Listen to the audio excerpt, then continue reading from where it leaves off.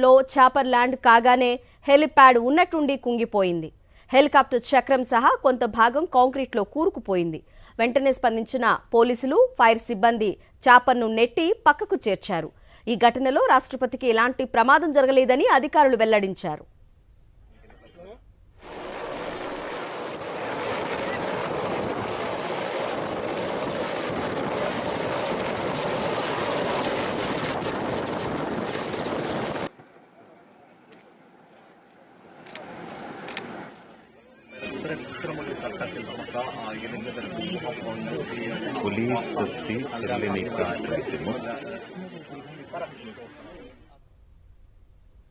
Right, మనకి visuals లో కూడా మనకి కనిపిస్తోంది. కేరళలో రాష్ట్రపతి ద్రౌపది ముర్ము ప్రయాణిస్తున్న హెలికాప్టర్ ల్యాండ్ అవుతుండగా సమస్య తలెత్తింది.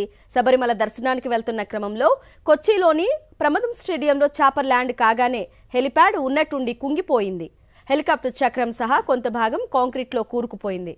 వెంటనే స్పందించిన పోలీసులు, ఫైర్ సిబ్బంది చాపర్ను నెట్టి పక్కకు చేర్చారు. ఈ ఘటనలో రాష్ట్రపతికి ఎలాంటి ప్రమాదం జరగలేదని అధికారులు వెల్లడించారు.